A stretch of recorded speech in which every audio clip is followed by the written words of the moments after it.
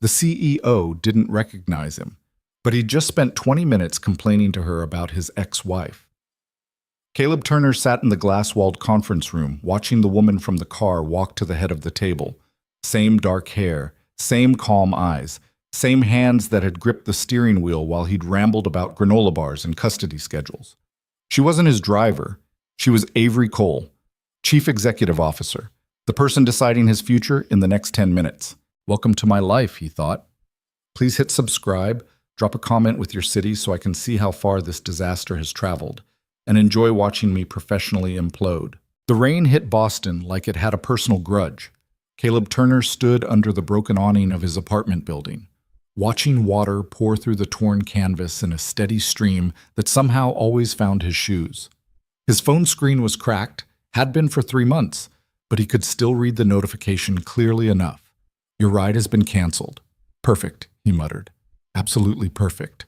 He refreshed the app. The little car icon disappeared, reappeared, then vanished again like it was mocking him. Surge pricing had kicked in. What was $12 40 minutes ago was now $38. He had $42 in his checking account until Friday, and Friday was 3 days away. The interview started in 37 minutes. Downtown Boston. 4 miles through rush hour traffic that was probably already backing up because Bostonians forgot how to drive the second weather happened. He could take the T, but that meant 2 transfers, and he'd researched this yesterday. Track maintenance on the red line. Delays expected. He checked his phone again. 36 minutes. Mom? Mom, I can't find Mr. Whiskers. Find. Caleb turned. His daughter Emma stood in the doorway, 7 years old, wearing her purple raincoat with the hood that made her look like a small wizard. She was holding her backpack in one hand and nothing else. He's in your backpack, sweetheart. I checked. Check again. Front pocket. She dropped to her knees right there in the hallway, dumping the contents of her backpack onto the floor. Folders, crayons, a library book about dolphins that was due back 2 weeks ago. One shoe for some reason. No stuffed cat.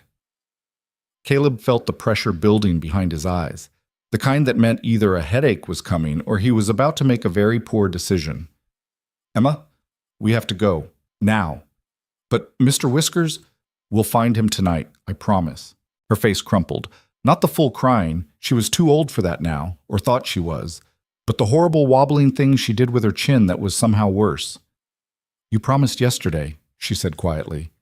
He had.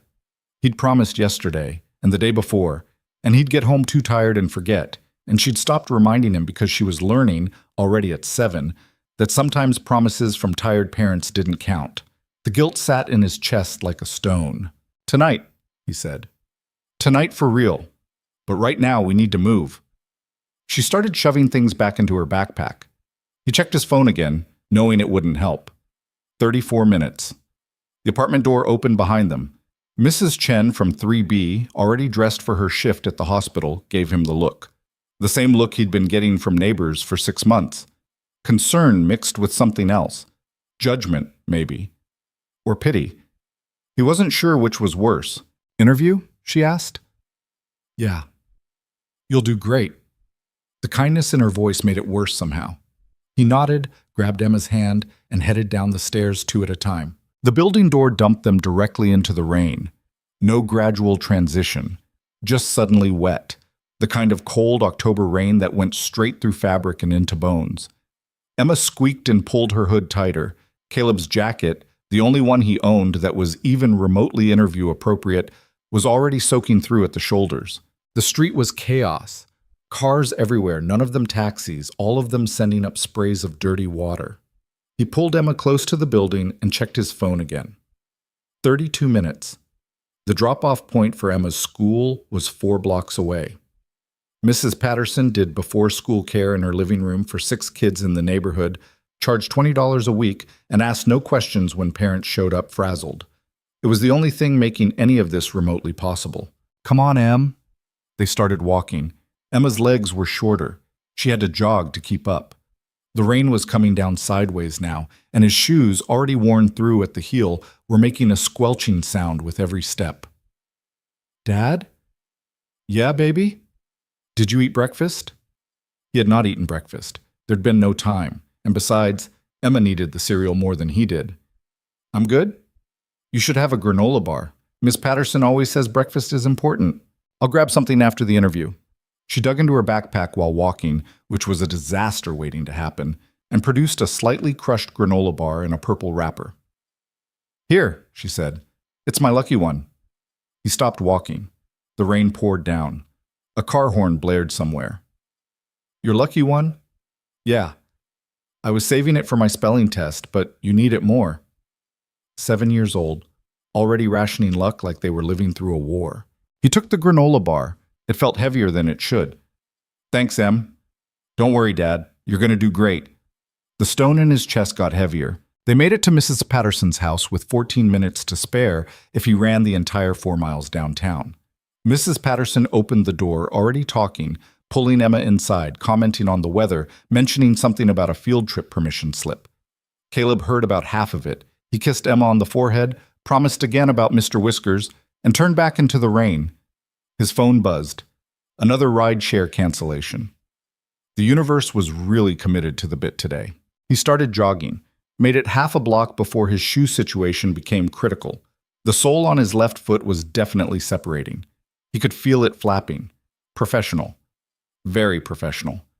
12 minutes. The rain somehow got worse. He was passing the corner store when he saw it. A black sedan, idling at the curb, hazards on. Back door slightly open like someone had just gotten out. His brain made the connection instantly. Same model as the app showed. Black sedan. 4 doors. Waiting. The driver's window was tinted. He couldn't see inside. It had to be the replacement ride. The app must have glitched. Maybe the driver couldn't find him at his building, so they'd come here. He yanked open the back door and threw himself inside. Warmth. Immediate, shocking warmth. Leather seats, the smell of coffee and something else. Expensive perfume, maybe. Classical music playing softly from speakers that actually worked. Thank God, he said, breathing hard. Sorry, I know I'm not at the pin. The app's been crazy. I had to drop my daughter off, and the rain is... I'm soaking your seats. I'm sorry.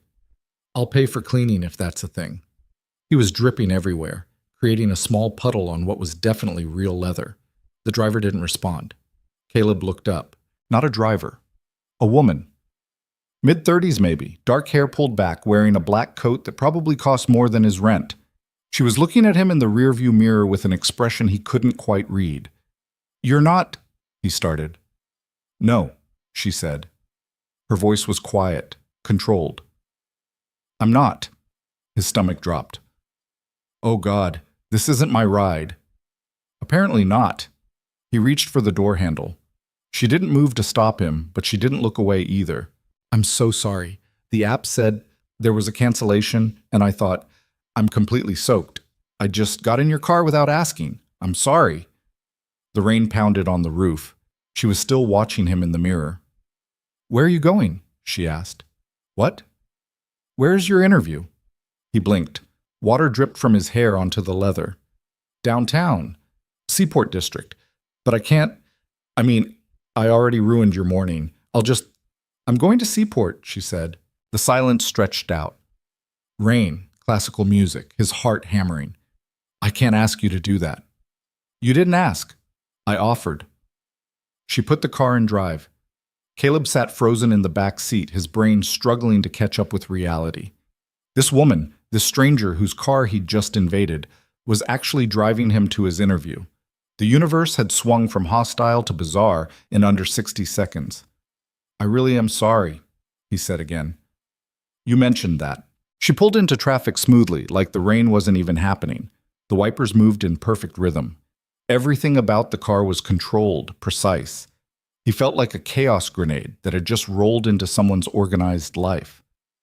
I'm Caleb, he said, because the silence was somehow worse than talking. Avery. Short, professional, the kind of response that didn't invite follow-up questions. He should shut up, absolutely should shut up, sit quietly, let her drive, get out and disappear forever. I have this daughter, he heard himself say instead. Emma. She's 7. Just dropped her off at Before School Care because I had to be downtown early and the rideshare app completely died on me. All the rides got canceled, Surge pricing went insane. I checked the train, but there's maintenance, and I'm already cutting it close time-wise, and he was rambling. He was absolutely rambling to this stranger who'd already done him a massive favor. Sorry, he said. I talk when I'm nervous. I noticed. But there was something in her voice, not quite amusement, but not irritation either. The car slid through a yellow light. The rain kept hammering. Caleb's jacket was creating a wet spot on the seat that he was trying very hard to ignore. What's the interview for? She asked. Operations analyst, supply chain stuff. It's a tech company in Seaport. Probably too good for me, honestly, but my friend works there and got me the referral, and I've been looking for 8 months now, and Emma needs new shoes, real ones, not the Target clearance ones that fall apart in 3 weeks. And he stopped himself. Definitely oversharing now. Sorry, too much information. You're qualified? Yeah, I think so. I did logistics for a shipping company for 6 years before they downsized. Turns out last hired, first fired is a real thing, not just something people say.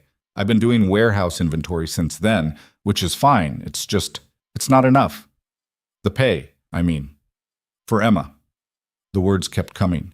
Like his brain had decided that if he was already soaking this woman's expensive car, he might as well completely demolate any remaining dignity. She's got this stuffed cat, he continued. Mr. Whiskers. Can't sleep without it. She couldn't find it this morning, and I didn't have time to look because of the interview, and I promised her I'd find it tonight, which I also promised yesterday and the day before, and I keep forgetting because by the time I get home, I'm just tired, Avery finished quietly. Yeah. She turned onto Atlantic Avenue. The Seaport buildings were starting to appear through the rain, glass and steel and money. Single parent? She asked. Is it that obvious? You mentioned your ex-wife twice without saying the word ex-wife. Caleb laughed. It came out more bitter than he meant. Divorced 18 months. She's in California with her new husband. Sees Emma every other Christmas and sends cards on birthdays. Sometimes. The new guy's got money, so that's good for her. Less good for me, since the comparison keeps getting made. By who? Everyone. Emma's teachers, other parents, the guy at the bank when I'm trying to explain why I need an extension on the overdraft fee. Everyone's very nice about it, very understanding, which somehow makes it worse. Avery was quiet for a moment. The wipers moved. Swish, swish. You're doing it alone, she said. It wasn't a question. Yeah, her grandparents are in Florida. Mine are gone. No siblings. It's me. And I'm trying, but some days I feel like I'm drowning and everyone's watching and being very polite about not mentioning it. He had no idea why he was telling her this. This stranger, this woman whose morning he'd hijacked. Sorry, he said for the 5th or 6th time. You probably didn't sign up for the sad single dad monologue when you got in your car this morning. It's fine. But her voice had changed, something softer in it. Emma sounds like a good kid, Avery said. She's the best kid. She gave me her lucky granola bar this morning for the interview. She was saving it for her spelling test, but she said I needed it more. He pulled the slightly crushed purple wrapper from his pocket. It was damp now. 7 years old and already managing family morale. I'm doing great as a parent. You showed up, Avery said. That counts. The simplicity of it hit him sideways. You showed up. Yeah, well, some days that's all I've got. They were getting close now. The building appeared through the rain, all glass and modern architecture, the kind of place that had a lobby fountain and security guards. That's it, Caleb said. The tall one with the weird angular thing on top. Avery pulled up to the curb, put the car in park, turned in her seat to look at him directly for the first time. She was younger than he'd thought, maybe early 30s, dark eyes that looked like they didn't miss much. There was something in her face, not sympathy exactly, something more complicated. What time's the interview? She asked. He checked his phone. 4 minutes. You'll make it. Thanks to you, thank you. This was incredibly kind, and I promise I don't make a habit of getting into strangers' cars and trauma dumping for 20 minutes. It wasn't trauma dumping. It was definitely trauma dumping. The corner of her mouth moved, almost a smile. Good luck, Caleb. He grabbed the door handle, then stopped. I didn't get your last name. You don't need it. In case I want to, I don't know, Send you a thank you card or something. Do people still do that? They don't. She was still watching him, those dark eyes giving nothing away. Right, he said. Well, thank you, Avery. Seriously. You saved me today. He got out of the car. The rain immediately soaked him again. He turned back to give her a wave, but she was already pulling away. The black sedan disappearing into traffic like the whole thing had been some kind of weird dream. Caleb stood on the curb, dripping and holding a Lucky granola bar, watching the taillights vanish. Then he turned and ran for the building. The lobby was everything he'd expected. Marble floors, modern art that probably cost more than his car, if he had a car. A reception desk with 2 people behind it who looked like they'd never had a problem in their lives. He approached slowly, very aware that he was trailing water. Hi, I'm Caleb Turner. I have an interview with 9th floor, the woman said without looking up. They're expecting you. The elevator was glass. Of course it was glass. He could watch himself ascending, getting a full view of exactly how soaked he was. His jacket was definitely ruined. His shoes were making noise. His hair was doing something that he didn't want to look at too closely. You showed up, Avery's voice said in his head. That counts. The elevator dinged. 9th floor. The doors opened onto a reception area that looked like it belonged in a tech magazine. Exposed brick, modern furniture, a wall covered in awards and press clippings, and behind a sleek desk, a young guy with perfect hair and a headset. Caleb Turner? That's me. Great, you can wait right over there. Ms. Chen will be with you in just a moment. Caleb sat in a chair that probably cost more than his monthly rent. His jacket dripped. He tried to arrange himself in a way that looked professional. Failed. The Lucky granola bar was still in his pocket. He pulled it out, looked at it, then carefully unwrapped it and took a bite. It tasted like peanut butter and Emma's faith in him, which was somehow the same flavor. A door opened. A woman appeared. Mid-50s, glasses, carrying an iPad. Mr. Turner? I'm Lisa Chen, Director of Operations. Thanks for coming in. If you'll follow me? He stood, tried not to squelch. They walked down a hallway lined with conference rooms. Through the glass walls, he could see people in meetings. Everyone looked competent. Everyone looked dry. Terrible weather today, Lisa said. Yeah, my rideshare canceled. Had to improvise. Well, you're here. That's what matters. You showed up. They reached a conference room at the end of the hall. Lisa opened the door. Have a seat. The team will be in shortly. Can I get you some water? Coffee? Water's great, thank you. She left. Caleb sat at the conference table and tried not to think about how much he needed this. The glass walls felt like a fishbowl. He could see people walking past, glancing in, probably wondering who the drowned rat was. His phone buzzed. A text from Emma, sent from Mrs. Patterson's phone. Good luck, Dad. You got this. The stone in his chest shifted. The door opened. Lisa came back in, followed by 2 other people. A guy about Caleb's age, wearing a button-down with the sleeves rolled up. And behind him, Caleb's brain stuttered. Behind him was Avery. Same dark hair, same dark eyes, same expression he couldn't read. She was carrying a folder. Wearing the same black coat from the car, except now he could see what she'd been wearing underneath, a perfectly tailored suit that screamed executive. She looked at him. He looked at her. Neither of them said anything. This is Marcus Webb, our senior operations manager, Lisa said, gesturing to the guy. And this is Avery Cole. Avery extended her hand across the table. Mr. Turner, she said, thanks for coming in. Her voice was the same, quiet, controlled, giving absolutely nothing away. Caleb shook her hand because his brain couldn't think of an alternative. Happy to be here, he managed. Lisa was still talking, something about the position, the team structure, the company culture. Caleb heard maybe a quarter of it. The rest of his brain was screaming. The woman from the car. The stranger he'd unloaded 20 minutes of his life on. She wasn't just some random person running late. She was in his interview. Oh God, she's going to think I made it all up. She's going to think I knew who she was and played some sympathy card to get ahead. Avery sat down, opened her folder. Her face showed nothing. So, Mr. Turner, Marcus said, leaning forward with a friendly smile, tell us about your experience with supply chain optimization. And just like that, the interview started. Caleb talked. He had no idea what he was saying. Something about logistics, distribution networks, efficiency metrics, The words came out on autopilot while his brain tried to process the absolute disaster his morning had become. Avery took notes, didn't look up. Marcus asked follow-up questions. Seemed genuinely interested. Lisa nodded along, occasionally checking her iPad. It felt like an out-of-body experience, like watching himself perform in a play he hadn't rehearsed for. "Let me ask you this," Marcus said. "We've been having issues with our East Coast distribution. Orders are getting delayed and we can't figure out why.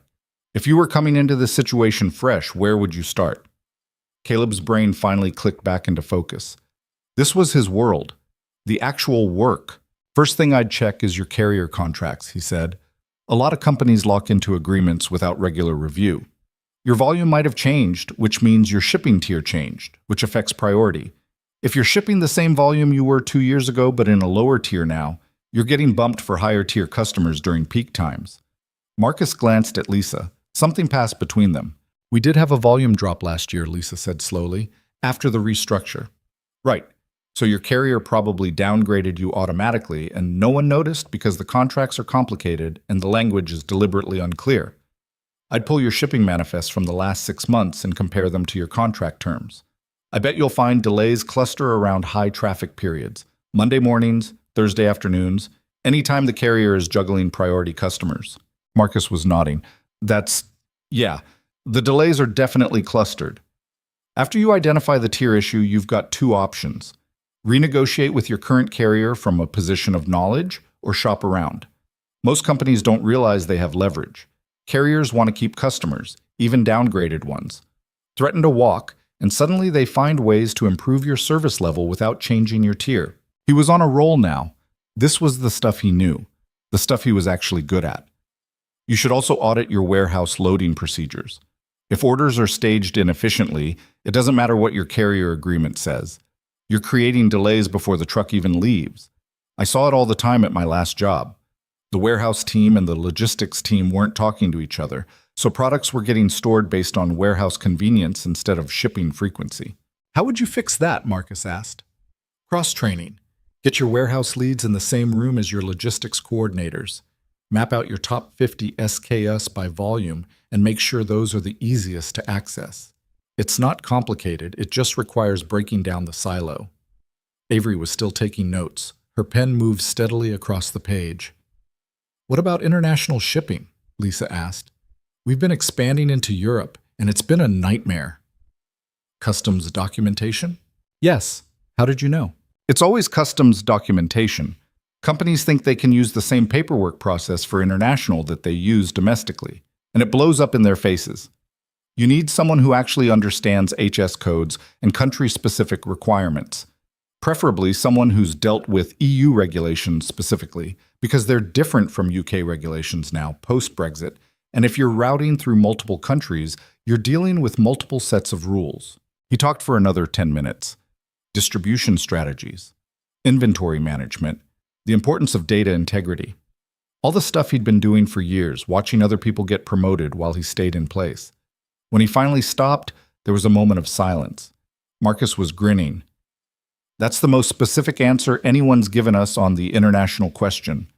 I deal with specifics," Caleb said. "Big picture is great, but if your data's wrong, your big picture is fiction." Lisa laughed. Actually, laughed. Avery closed her folder, looked at him directly for the first time since sitting down. "You said you've been looking for 8 months, she said. His stomach dropped. "Here it comes. She's going to call me out." "Yes." "Why so long?" "Honestly, I think I've been applying for the wrong jobs, stuff I'm overqualified for because I'm scared of aiming too high and falling short. My daughter needs stability. I can't afford to take risks that don't pay off. So why apply here?" "My friend convinced me. Said I was being stupid, which is probably true. This job is above my level. I know that. But the problems you're describing, I know how to fix them. I've fixed them before, so maybe I'm not qualified on paper, but I'm qualified where it counts." Avery's expression didn't change, but something flickered in her eyes. "Thank you for your time, Mr. Turner," she said. "We'll be in touch." And just like that, it was over. Marcus shook his hand. Lisa walked him to the elevator. He stepped inside, watched the doors close, and descended back down to the marble lobby where none of this had started. The rain had slowed to a drizzle. Caleb stood on the curb, numb. His phone buzzed. Another text from Emma. How did it go? He stared at the message, at the double question marks, at his daughter's faith that somehow, despite everything, things would work out. I just completely humiliated myself in front of a woman who gave me a ride out of kindness, and who now thinks I'm either a manipulative liar or the world's most pathetic disaster. He typed back, Good. I'll tell you all about it tonight. Then he started the long walk to the train station, his shoes squelching, his jacket ruined, Emma's lucky granola bar wrapper still in his pocket. Behind him, 9 floors up, Avery Cole stood at the conference room window and watched him disappear into the drizzle. The call came on a Wednesday. Caleb was elbow deep in a box of incorrectly labeled brake pads when his phone started buzzing in his back pocket. He ignored it. Whatever it was could wait until his 15-minute break, which wasn't for another hour and 12 minutes. Not that he was counting. The buzzing stopped, started again immediately. You gonna get that? Rodriguez called from across the warehouse floor. Caleb pulled off his work gloves, fished out his phone. Unknown number, Boston area code. Probably a spam call about his car's extended warranty. For the car he didn't own. He answered anyway. This is Caleb. Mr. Turner, this is Lisa Chen from Cole Industries. Do you have a moment? His brain went blank. Cole Industries. The interview. 5 days ago. He'd assumed the silence meant rejection, the polite kind where they just never called back. Yes, I have a moment. Rodriguez was watching him now. Caleb turned away, walked toward the loading dock where the noise wasn't as bad. We'd like to offer you the position, Lisa said. Operations analyst reporting directly to Marcus Webb. Starting salary is $78,000, full benefits, 3 weeks PTO. Can you start Monday? $78,000. Caleb leaned against the loading dock door. The number kept repeating in his head. $78,000. He'd been making $34 at the warehouse. Before that, $42 at the shipping company. Mr. Turner? Are you still there? Yeah, sorry, I'm just... Yes, I accept. Monday works. Excellent. I'll send over the paperwork this afternoon. Welcome to the team. She hung up. Caleb stood there holding his phone, staring at nothing. Yo, Turner, Rodriguez again. You good? I got a job. You have a job. A different job. A better job. No shit? Doing what? Operations analyst, some tech company downtown. Rodriguez let out a low whistle. Look at you, moving up in the world. Yeah, Caleb said. The word felt strange in his mouth. Moving up. He finished his shift in a daze, put in his 2 weeks' notice with the warehouse manager who barely looked up from his clipboard, took the train home, picked up Emma from Mrs. Patterson's. Did you find Mr. Whiskers? She asked the second he walked through the door. He had not found Mr. Whiskers. He'd completely forgotten about Mr. Whiskers. Not yet, sweetheart, but I have some good news. They sat at their tiny kitchen table, the one that wobbled if you put too much weight on the left side, and he told her about the job. She didn't understand what $78,000 meant, not really, but she understood new shoes and maybe a bigger apartment and that Dad seemed happier than he'd been in months.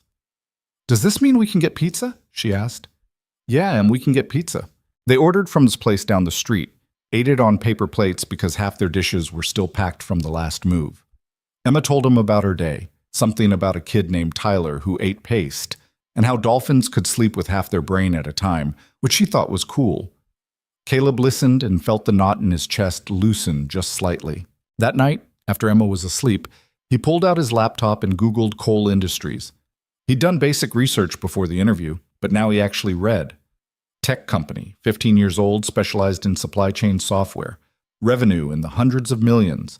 Offices in 6 countries. And the CEO was Avery Cole. Not just some executive, not just someone important. The founder. The person whose name was on the building. There were photos, professional headshots where she looked polished and untouchable. Articles in business magazines with titles like The Woman Revolutionizing Logistics and How Avery Cole Built an Empire on Efficiency. None of them mentioned anything about picking up soaking wet strangers and listening to them ramble about custody schedules. Caleb closed the laptop. Monday morning arrived faster than he was ready for. He'd bought a new shirt, just one, on clearance at Target, but it fit and didn't have any stains. His jacket was still ruined from the rain, so he wore a blazer he'd borrowed from his friend Kyle. It was slightly too big in the shoulders, but it was better than nothing. Emma helped him tie his tie. She'd learned how on YouTube, declared herself an expert, and now insisted on doing it every time. "You look fancy, Dad." "I look nervous." "Same thing." He dropped her at Mrs. Patterson's, took the train downtown, and walked into the Coal Industries lobby at exactly 8:57. Same marble floors, same reception desk, different receptionist. "Caleb Turner," he said. "First day." She handed him a badge and a folder. "9th floor. Lisa's expecting you." The elevator ride felt longer this time. He watched the numbers climb and tried to remember how to breathe normally. 9th floor. The doors opened. Lisa was waiting, all efficiency and smiles. "Welcome. Let me show you to your desk." She walked him through the office. Open floor plan, standing desks, a coffee station that had actual espresso. His desk was in a cluster with 3 others, near a window that overlooked the harbor. "You'll be working closely with Marcus's team," Lisa said. "They're in a meeting right now, but they'll be out soon. In the meantime, here's your laptop, here's your login info, and here's way too much paperwork to fill out." She wasn't kidding about the paperwork. Tax forms, benefits enrollment, direct deposit, emergency contacts. He worked through it methodically while people filtered past, introduced themselves, forgot his name immediately. Around 10:30, Marcus appeared. "Caleb, you made it. How's the first day treating you?" Still waiting for someone to realize they hired the wrong person. Marcus laughed. "Give it a week. That feeling doesn't go away. You just get better at ignoring it. Come on, I'll introduce you to the team."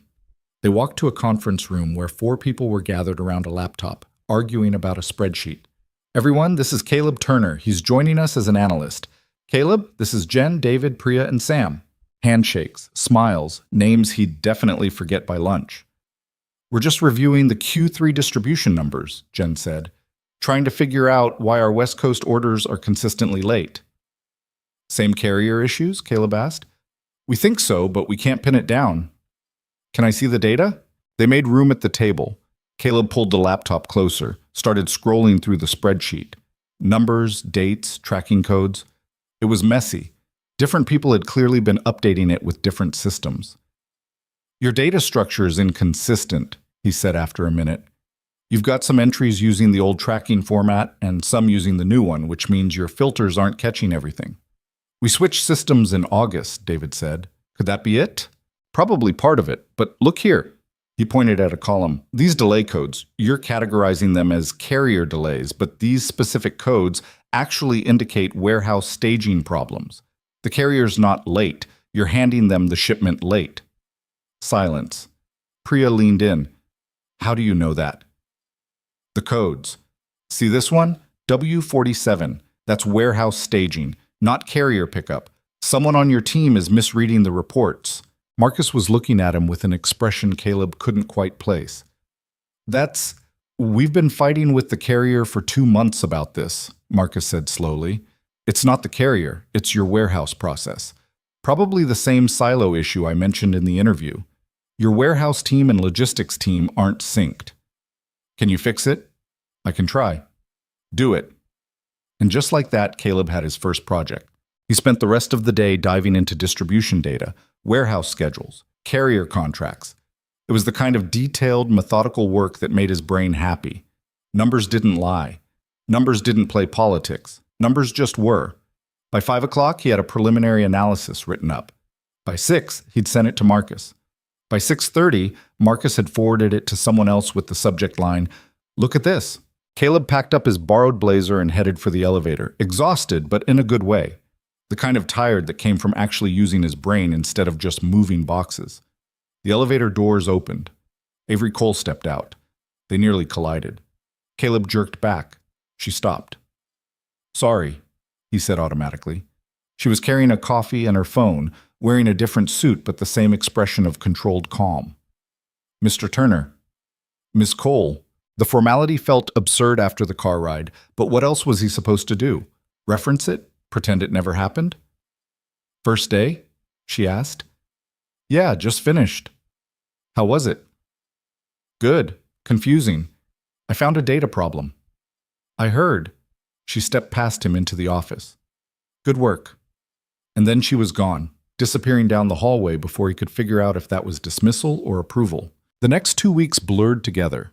Caleb fixed the West Coast distribution problem, then got pulled into a project analyzing their European shipping routes, then another project about inventory forecasting, then another about vendor contract optimization.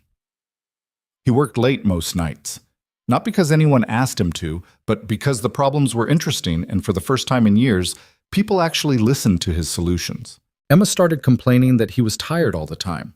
She was right, but it was a different kind of tired than the warehouse exhaustion. This was the kind that came with progress. Mrs. Patterson started giving him looks again, the concerned kind. "You're working too much," she said one evening when he showed up 20 minutes late for pickup. "I'm making up for lost time." "You're going to burn out." "I'm fine." He wasn't fine. He was running on coffee and adrenaline and the terror that if he slowed down for even a second, someone would realize the mistake they'd made in hiring him. 3 weeks in, Marcus called him into his office. "Close the door," Marcus said. Caleb's stomach dropped. This was it. They'd figured it out. "Am I in trouble?" "What? No. Sit down." Caleb sat. Marcus leaned back in his chair, studying him. "You've done more in 3 weeks than some analysts do in 3 months. The European routing plan you sent over? We're implementing it. It's going to save us about $200,000 a year." "Oh, good. So here's my question. Why were you working in a warehouse?" "I needed a job. They were hiring." "You're better than that." "Didn't feel like it at the time." Marcus nodded slowly. "I get it. Bad timing, bad luck, things fall apart. But you're here now, and I want you on a bigger project." "How much bigger?" "Avery wants a full operational audit. Every distribution center, every carrier contract, every process touch point. She thinks we've got systemic inefficiencies we're not seeing because we're too close to it." That's a huge project." "Yeah, months of work. You'd be lead analyst." Caleb's brain stuttered. "I've been here 3 weeks, and you've proven you can do the work. You want it or not?"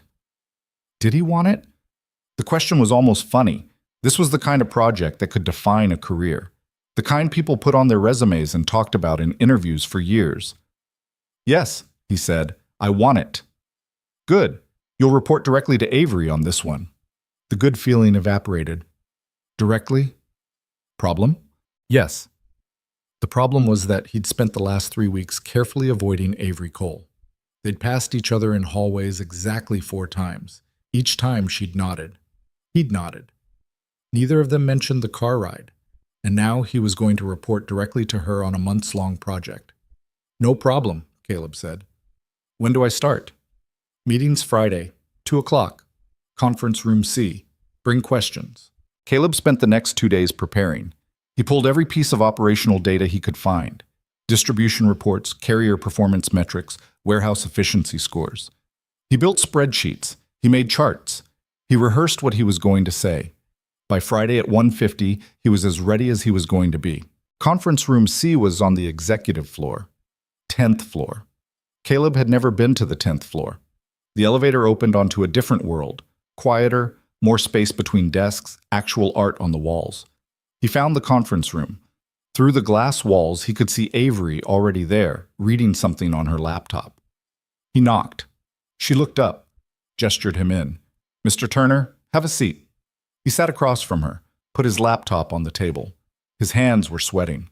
"Marcus told you about the audit?" she asked. "Yes. What do you think?" "I think you're right. There are inefficiencies. I've been seeing them since I started.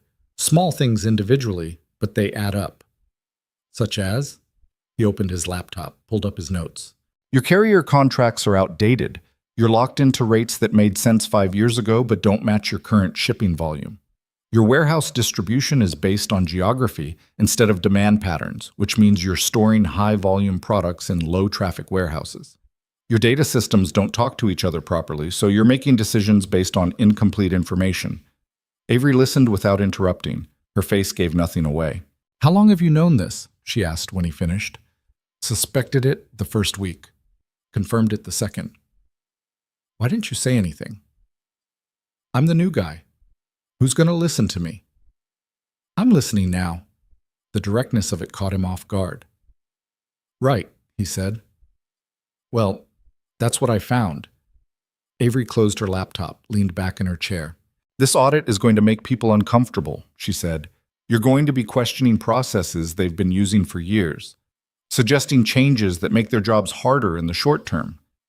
Some people are going to push back. Some are going to actively work against you. I've dealt with difficult people before. Not like this. This is politics and territory and egos. You'll need to be smart about it." "I can be smart." She almost smiled. Almost. "You'll have full access to everything. Financial data, operational systems, personnel records where relevant. You report to me weekly. I want written updates and your honest assessment, not what you think I want to hear, what you actually find." "Even if it's bad?" "Especially if it's bad." Caleb nodded. His heart was hammering, but his brain was already working through the project structure. "Can I ask you something?" he said. "Go ahead." "Why me? You've got senior analysts who've been here for years, people who know the company. Why give this to the guy who's been here 3 weeks?" Avery was quiet for a moment, her dark eyes steady on his. "Because you got in my car by accident and spent 20 minutes telling me the truth about your life. No performance, no agenda, just the truth. That's rare, especially in this building." The memory of that morning hit him. The rain, the panic, the way he'd just talked and talked without thinking. "I trauma dumped on my future CEO," he said. "You were honest. I value honesty." "Even when it's messy?" "Especially when it's messy." She stood, extended her hand. "Welcome to the project, Mr. Turner." He shook her hand. Her grip was firm, professional. "Thank you, Miss Cole." "It's Avery. We're going to be working closely. Might as well use first names." "Caleb," he said. "I know."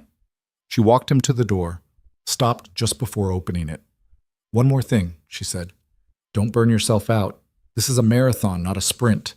If you work yourself into the ground in the first month, you're no good to me. I'll pace myself." "Will you?" The question was pointed enough that he actually had to think about it. "I'll try," he said honestly. She nodded, opened the door. "Good luck, Caleb."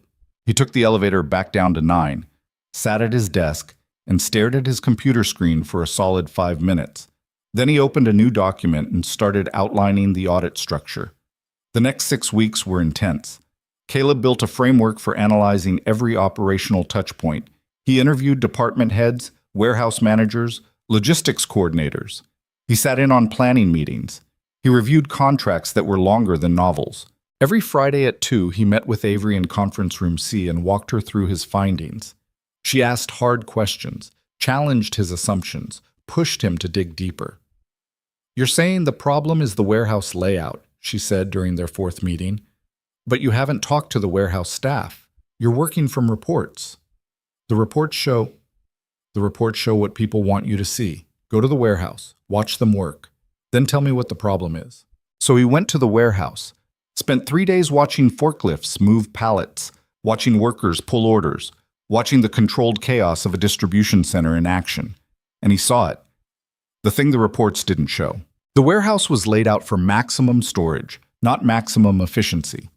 Popular items were stored in the back because they'd arrived first. Seasonal items took up prime space year-round.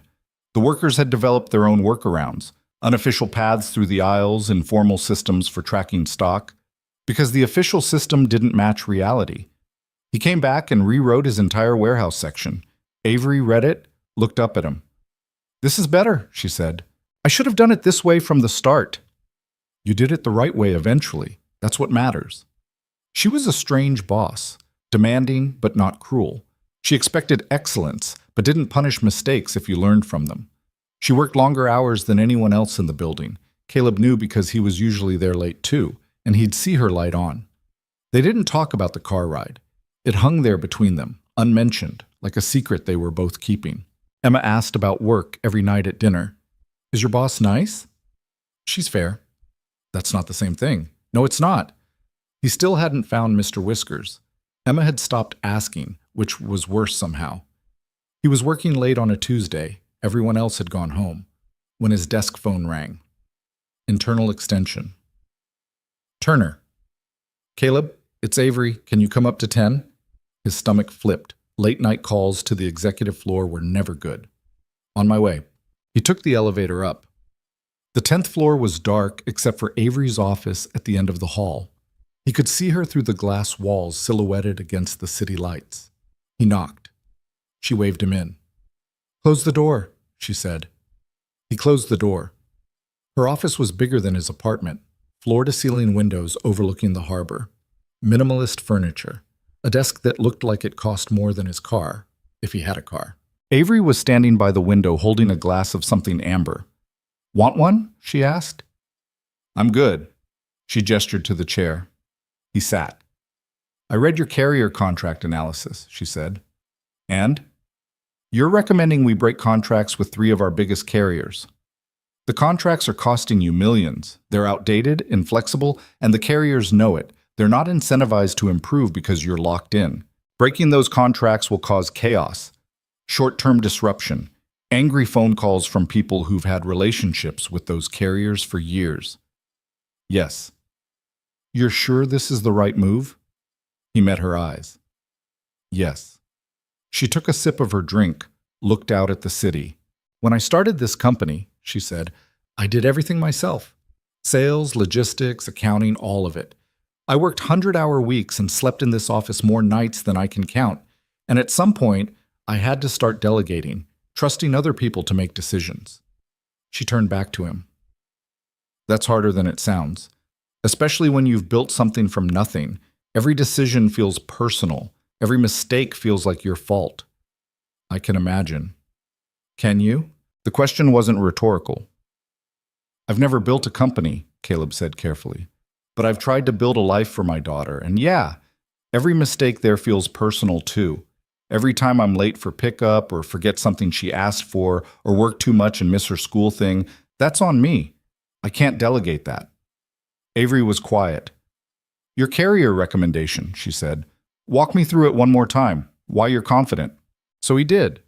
He explained the data, the trends, the risk analysis. He showed her the comparison models he'd built. He answered every question she had. When he finished, she set down her glass. "Do it," she said. "Draft the termination letters. I'll review them Monday." "You're sure?" "You convinced me. Don't second-guess it now." He stood to leave, got to the door, stopped. "Can I ask you something?" "Go ahead." "That morning, the car ride. Did you know I was interviewing?" She looked at him for a long moment. "Lisa had sent me your resume. I'd read it before I left that morning. So yes, I knew." "Why didn't you say anything?" "Because I wanted to know who you were when you thought it didn't matter, when you weren't performing for an interview." "And?" "And you were the same person. That's rare, Caleb." He nodded, didn't trust himself to say anything else. "Go home," Avery said. "It's late." "You're still here." "I live alone. I can work late without feeling guilty about it." The honesty of it surprised him. "Emma says I work too much," he said. "Emma's probably right." "Yeah, she usually is." He took the elevator down, walked out into the cold October night, and caught the train home. Emma was asleep on the couch when he got there, still in her school clothes.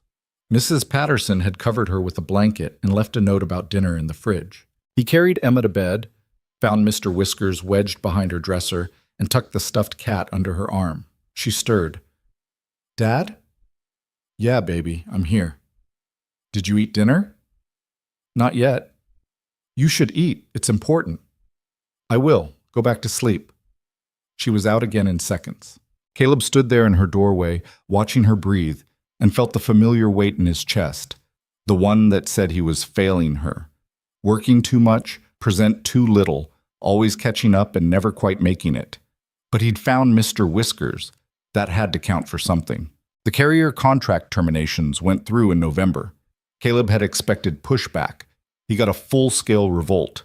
The operations director, a man named Richard who'd been with the company for 12 years, cornered him in the break room on a Thursday morning. "You've been here 4 months," Richard said, not bothering to lower his voice. 4 months. And you think you know better than people who built these relationships? Caleb poured his coffee slowly. "I'm just following the data. The data doesn't account for human relationships, for trust, for years of partnership. The data accounts for the $2 million you're overpaying annually because those partnerships have gotten comfortable. Richard's face went red. You're making enemies, Turner. Fast. I'm doing my job. Your job is to support this team, not tear it apart. Other people were watching now. Pretending not to, but watching. Caleb picked up his coffee. If you have concerns about the audit, bring them to Avery. She approved everything. Oh, I will. Richard stormed out. The break room stayed quiet for about 5 seconds. Then everyone suddenly remembered they had somewhere else to be. Caleb took his coffee back to his desk and tried to focus on the inventory analysis he'd been working on. His hands were shaking slightly. He'd never been good at confrontation. Had spent most of his life avoiding it. His phone buzzed. Text from Marcus. Heard about Richard? You okay? Caleb typed back. Fine. He's not wrong about the enemies part, though. Comes with the territory. You're changing things. People hate change. Even when it's necessary, especially then. That afternoon, Caleb had his weekly meeting with Avery. He walked into conference room C expecting her to mention the Richard situation. She didn't. Instead, she had a new problem. The gala, she said, sliding a folder across the table. What gala? Annual company gala, December 15th, black tie. All the executives, major clients, board members. I need you there. Caleb opened the folder. Invitation on heavy cardstock. Formal event at some hotel ballroom he'd definitely never been to. Why do you need me there? Because you're lead analyst on the biggest operational project this company's done in 5 years. People are going to ask questions. I need you to answer them. I'm not good at these things. These things? Social events, networking, small talk with people who matter. Avery studied him. You talked to me for 20 minutes in a car. That was different. I thought you were a rideshare driver. So pretend everyone's a rideshare driver. That's not how it works. Then learn how it works. This is part of the job, Caleb. He looked at the invitation again. Black tie. He didn't own a tux, couldn't afford to rent one, not with Emma's birthday coming up. I'll try, he said. That's not a yes. It's the best I've got right now. She sighed, closed her laptop. Richard came to see me, she said. There it was. What did he say? That you're arrogant, inexperienced, and destroying relationships he spent years building. Am I fired? Do you think you should be? Caleb met her eyes. No, I think Richard's angry because I'm proving that the way he's been doing things is inefficient, and instead of adapting, he's attacking me. That's a very diplomatic answer. I don't feel diplomatic. I feel like I'm in over my head and making people hate me. Good. Good? If everyone liked you, you wouldn't be doing the job right. This audit is supposed to be disruptive. That's the point. She stood up, walked to the window. The harbor was gray today, matching the sky. When I started this company, she said, I thought being nice would be enough. Being fair, being honest, treating people well. And then I learned that sometimes being a good leader means making people uncomfortable, means making decisions that hurt in the short term because they're right in the long term. She turned back to him. Richard's not wrong that you're changing things, but change is what I hired you for. So keep changing things, and let me deal with Richard. What if he's right, though? What if I'm missing something? Are you? Caleb thought about the contracts, the data, the analysis he'd done and redone. No, he said. I don't think I am. Then trust your work, and come to the gala. That's not optional. He left the meeting feeling slightly less like he was drowning, only slightly. That night, Emma had a project due, something about the solar system. She'd known about it for 2 weeks and mentioned it exactly 0 times until 7 o'clock when Caleb was trying to heat up leftover pasta. It's due tomorrow, she said, spreading construction paper across the kitchen table. Tomorrow. Yeah, I need to make a model with all the planets. Em, why didn't you tell me earlier? I forgot. Of course she forgot. Because she was 7 and her brain didn't work on project timelines. Caleb looked at the pasta, looked at Emma, looked at the construction paper. Okay, he said, what do you need? They spent 3 hours making a solar system out of styrofoam balls, paint, and wire hangers. Emma insisted Jupiter had to be bigger than all the other planets. The paint got everywhere. The kitchen table would probably never recover. But when they finished, Emma held up the model with both hands like it was a trophy. "Dad, it's perfect." It wasn't perfect. Saturn's rings were crooked. Mars looked more pink than red. The whole thing was slightly lopsided. "Yeah, baby, it's perfect." She fell asleep on the couch at 10:30, paint still on her hands. Caleb carried her to bed, cleaned up the kitchen disaster, and sat down at his laptop to finish the inventory analysis. He made it 20 minutes before his eyes started closing. His phone buzzed. Email from Avery, sent at 11:47. "Saw your warehouse recommendation. Smart. Let's implement it. Short, direct." The way she communicated everything. He typed back, "Thanks. We'll start Monday."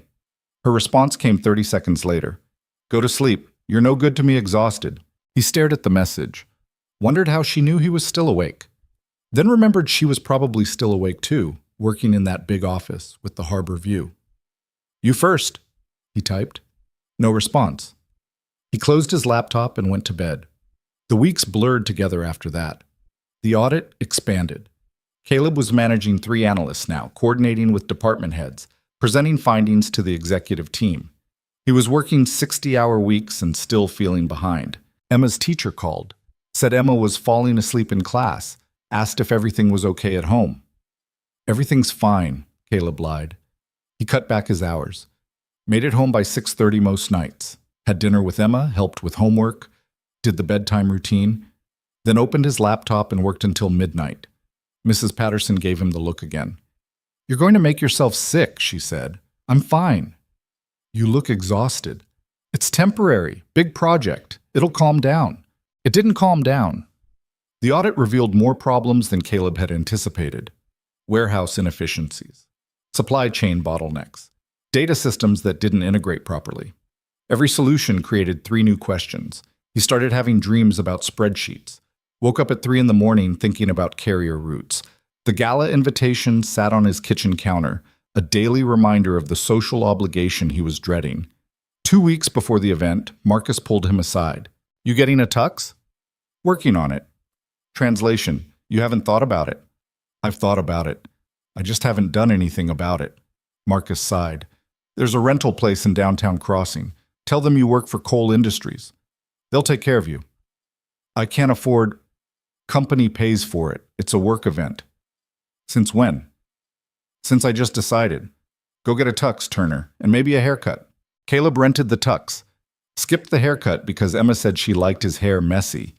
The tux fit okay. Made him look like someone who belonged at fancy events, which was a lie, but a convincing one. The night of the gala, Mrs. Patterson came over to stay with Emma. "You look handsome," Emma said, adjusting his bow tie the way she'd learned from YouTube. "I look uncomfortable." "Same thing." Mrs. Patterson handed him breath mints. "Don't drink too much, don't say anything stupid, and try to have fun." 1 out of 3 seems achievable. He took a car service, also company paid according to Marcus. Arrived at the hotel at 7:45. The ballroom was already crowded with people who all looked like they did this sort of thing regularly. Caleb grabbed a drink from the bar. Not because he wanted it, but because it gave his hand something to do. Marcus found him within 5 minutes. "You made it. See? Not so bad." "It's been 5 minutes." 5 successful minutes. That's a start. Marcus introduced him to people. Names and titles that Caleb immediately forgot. Everyone was polite. Everyone asked about the audit. Caleb gave the same diplomatic answers he'd been practicing. The room was loud. Crystal chandeliers, string quartet in the corner. Waitstaff circulating with appetizers that probably cost more than his weekly grocery budget. He saw Avery across the room, surrounded by a group of men in expensive suits. She was wearing a black dress, hair down for the first time since he'd known her. She looked different, less controlled somehow, though that might have been the lighting. Their eyes met for a second. She nodded. He nodded back.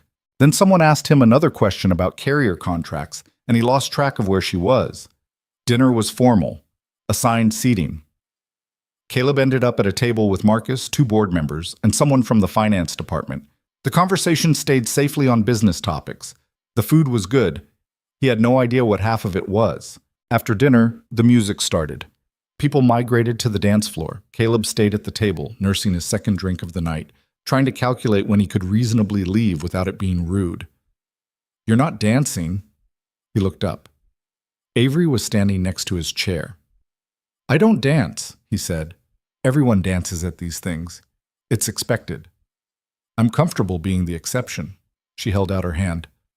"One dance? Then you can hide in the corner again." "I'm not hiding." "You're absolutely hiding." He looked at her hand, looked at her face. She wasn't smiling, but there was something in her eyes. A challenge, maybe. "I'm really not good at this," he said. "I know." He took her hand and stood up. The dance floor was crowded. The string quartet had been replaced by something more contemporary. Avery led him to a spot near the edge, away from the center chaos. "Put your hand here," she said, guiding his hand to her waist. He did. Tried not to think about the fact that he was touching his boss at a company event with about 200 people watching. "Relax," she said. "I'm relaxed." "You're tense." "I'm always tense." She almost smiled. Almost. They started moving. Caleb had no idea what he was doing, just following her lead and trying not to step on her feet. "You're better at this than you think," she said. "You're a generous liar." "I don't lie. Everyone lies. Not to me. Not if they're smart." The song changed, something slower. Around them, other couples were dancing closer. Avery adjusted their position slightly. The movement was subtle, but it brought them closer together. Caleb's brain was screaming at him. This was his boss. This was a work event. Everyone was watching. "People are staring," he said. "People always stare. Comes with the job." "Your job, not mine. You're part of this now. You led the biggest operational change this company's done in years. Of course people are staring. They're staring because I'm dancing with the CEO. Is that a problem?" "I don't know. Is it?" She was quiet for a moment. They kept moving, following the rhythm. "I don't usually do this," she said finally. "Dance?" "Dance with employees. Get close to people in the company. It creates complications." "Then why did you ask me?" "Because you looked miserable, and because I wanted to." The honesty of it caught him off guard. Again. She kept doing that, saying things that were true instead of things that were safe. "I was miserable," he said. "These events aren't my thing."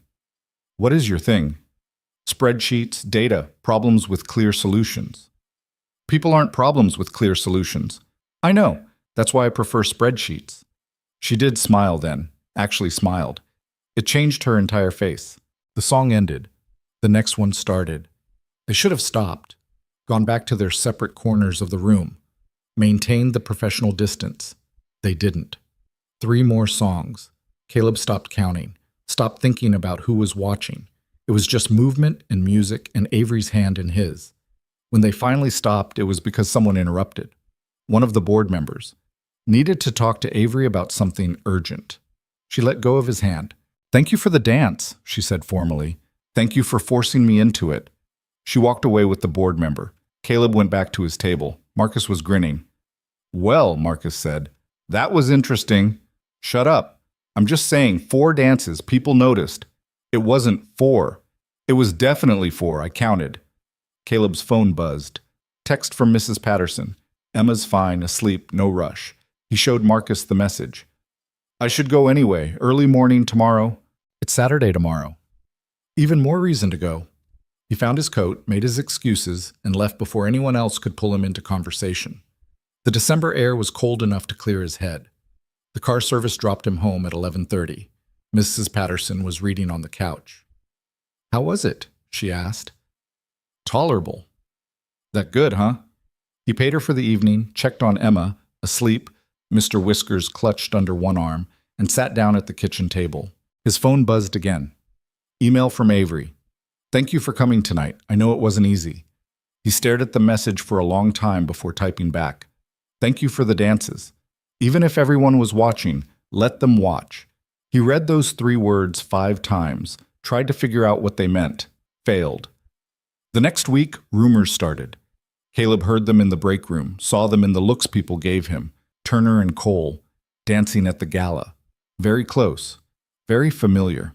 He ignored it, did his work, kept his head down. But the rumors didn't stop. They grew. Someone started a story that they'd left together. Another person swore they'd seen them having dinner before the gala. None of it was true. All of it spread anyway. Richard used it as ammunition, started making comments in meetings. Nothing direct enough to report, but pointed enough to sting. Must be nice having friends in high places, he said after Caleb presented a warehouse optimization plan. Marcus shut him down. Caleb's work speaks for itself. Keep it professional, Richard. But the damage was done. People were talking, taking sides. The office was developing factions. Caleb tried to talk to Avery about it, showed up for their Friday meeting, ready to address the situation. She cut him off before he could start. I don't care what people are saying, she said. It's affecting my credibility. Your credibility comes from your work, not from gossip. My work matters less if people think I'm only here because of... He stopped, couldn't finish the sentence. Because of what? She asked quietly. You know what? Say it. Because they think I'm involved with the CEO.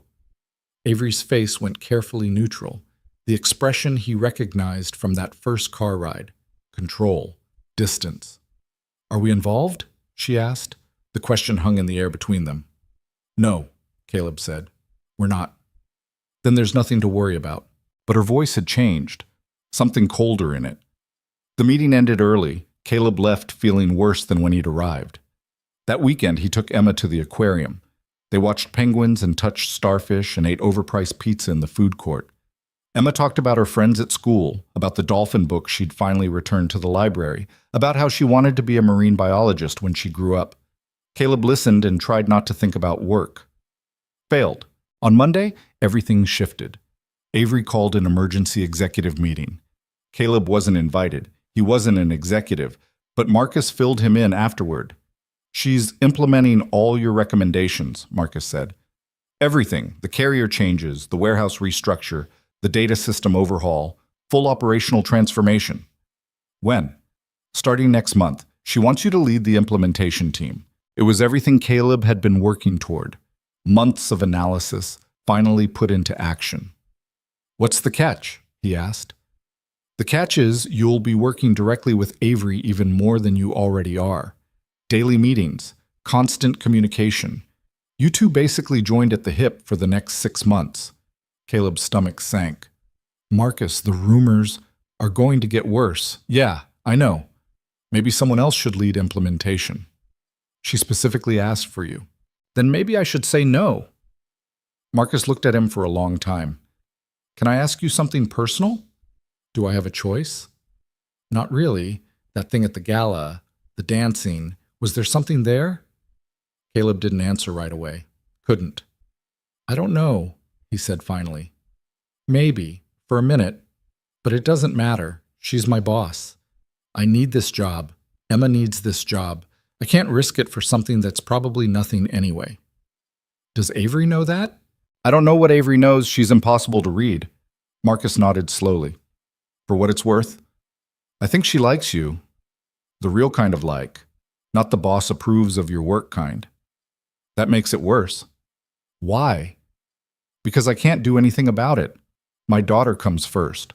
Always. And getting involved with my boss, even if it was allowed, even if it made sense, it's too risky. If it goes wrong, I lose everything. Emma loses everything. So what are you going to do? My job. Lead the implementation. Keep it professional. Hope the rumors die down. And if they don't? Caleb didn't have an answer for that. The implementation started in January. Caleb assembled a team of 5 analysts. They worked 12-hour days, coordinating with every department, managing the rollout. Avery was there every step of the way. Not micromanaging, but present. Available. Invested. They fell into a rhythm. Morning meetings to review progress. Afternoon check-ins to solve problems. Late-night emails when something came up. It was professional. Entirely professional. Except for the moments when it wasn't. The moments when their hands brushed reaching for the same document. When she laughed at something he said, and the sound hit him differently than it should. When they worked late and the office was empty and the silence felt heavy with things neither of them was saying. Caleb started avoiding those moments. Left meetings early. Kept conversations brief. Put distance between them wherever he could. Avery noticed. He could tell she noticed. But she didn't say anything. February came. The implementation was ahead of schedule. The new systems were working. The warehouse restructure was reducing costs exactly as Caleb had projected. Richard had nothing to complain about anymore. The results spoke for themselves. But the distance between Caleb and Avery kept growing. What had been a comfortable working relationship became something careful, guarded. Marcus noticed too. "You're avoiding her," he said one afternoon. "I'm busy." "You're avoiding her, and she's letting you, which means something happened." Nothing happened. "Then why does it feel like something ended?" Caleb didn't answer. Because Marcus was right. Something had ended. Something that had barely started. Something that had existed in the space between professional and personal. In 4 dances at a gala, in the way she'd said, "Let them watch." And Caleb had killed it. Stepped back. Chosen safety over risk. Because that's what you did when you had a 7-year-old daughter depending on you. That's what you did when you couldn't afford to fail. Even if it meant walking away from something that felt real. The cold snap hit Boston in early March. The kind that made the walk from the train station feel like punishment. Caleb's coat, still the same one from the rainy morning 9 months ago, wasn't enough anymore. The lining had torn at the shoulder. He kept meaning to replace it. Emma's school called on a Tuesday afternoon.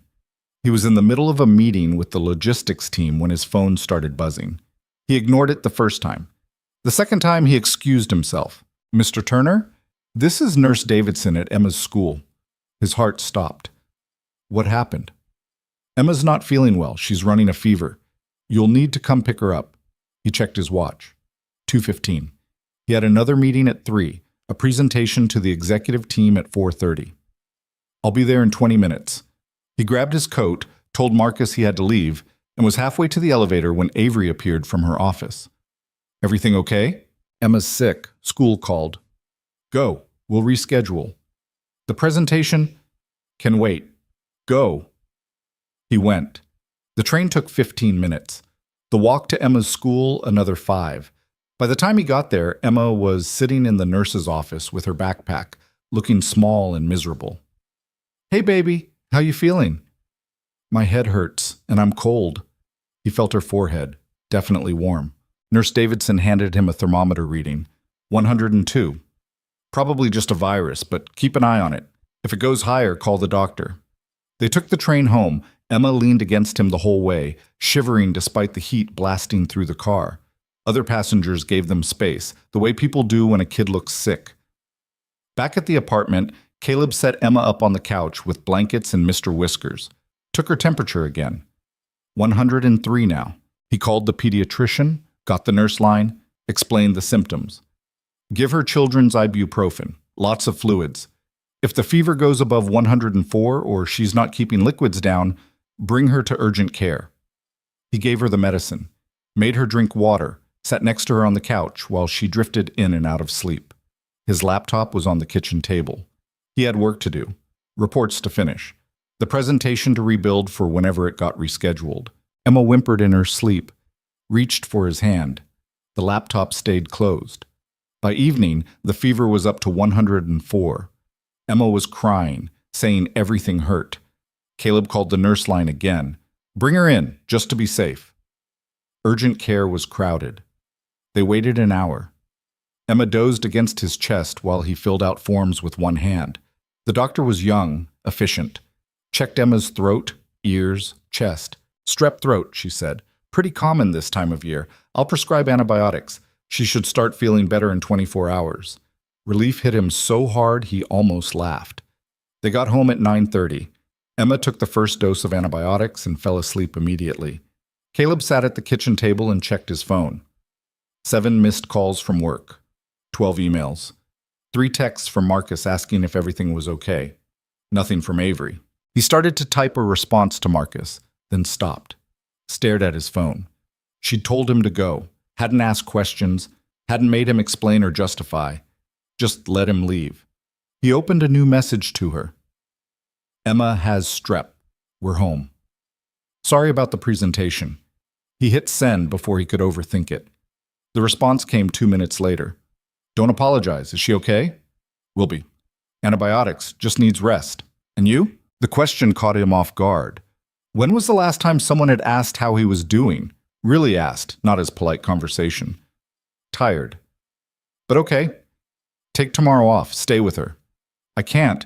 The implementation will survive one day without you. Take the day, Caleb. That's not a suggestion. He stared at the message. Read it 3 times. Thank you. You're welcome. He set his phone down, looked at Emma sleeping on the couch, her face still flushed with fever. Looked at his laptop, still closed on the table. For the first time in months, he didn't open it. Wednesday morning, Emma's fever broke. She woke up asking for pancakes, which seemed like a good sign. Caleb made pancakes, the kind from a box but still, and let her watch cartoons. His phone buzzed around 10. Marcus. How's Emma? Better. Fever's down. Good.